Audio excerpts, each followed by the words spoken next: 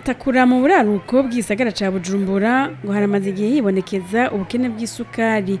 Ivyo ngo bikaba vyunyutse kuvaho Sosumo imenyeshereje ko yayidugije igiciro aho cavuye ku 3,300 kija ku 8,000 ku kilo.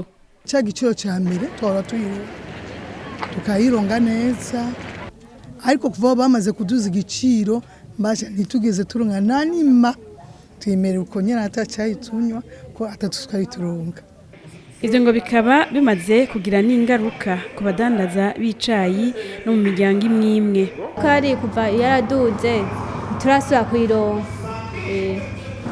kuyironka kubera naho bahora bayitanga ntibarasubira kuyitanga kandi. Icyayi tugitegura mu gihe dufite isukari. Ngaho ubonye kubera isukari bisa n'iyabuze ntitugiteka. Ingaruka mbi kubera abana bagiye ku ishuri. Hariyo abana bamaze kumenya kunywa icayi bagenda banywa icayi, ariko basigaye bagenda atacayi banyoye bakagenda uko nyene.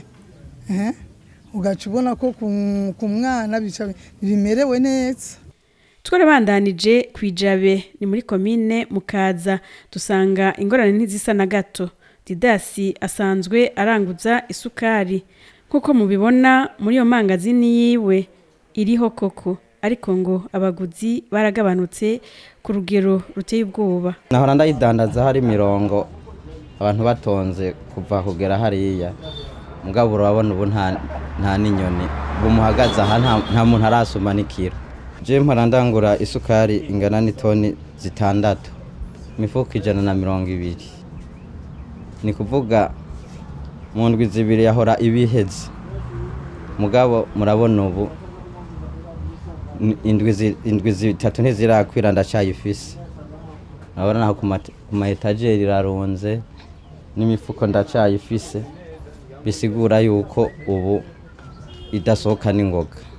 Twaciye twegera uyundi mudandaza agurisha ku kiro aremeza ko yahagaritse kuyirangura kubera ko azi neza ko itoronka abaguzi kuri ico giciro.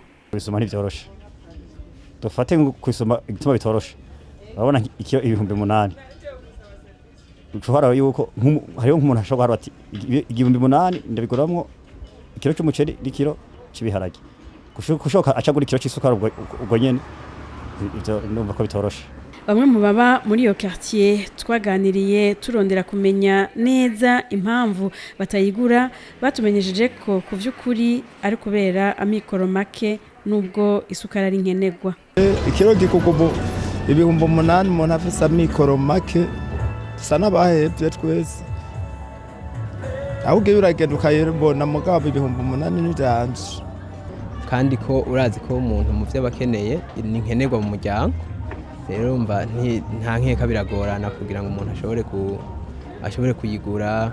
Hari igihe umuntu bisanga yayirengagije kubera ko adashoboye kuronka ubwo buryo bwo kuyigura kandi yarayikeneye.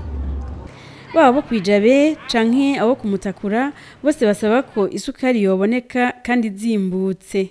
Bisaba leta ko yodufasha ikadupongoreza. Bacani batuzaniye agasukari kandi mbani bakazana bagabanye ibeyi turonge ingene twabana bazonywa akayi baje ku ishuri natwe twenyene. Igatwe turageze mu zabukuru nditukinya inzoga ducaka akayi nyene. Twokwibutsa ko muri ca kiganiro c'abavugizi b'inzego nkuru za leta cabereye mu ntara ya Bururi kwigenekerezo rya 11 z'uku kwezi nyene, Gatoni Rosine Girene umuvugizi w'umukuru w'igihugu yamenyesheje ko hari umugwi washinzwe n'ubushikiranganji bw'ubudandaji uri kuriga ingene kijya giciro c'8,000 ku kilo c'isukari cashinzwe na Sosumo cosubirwamwo ku neza ya bose.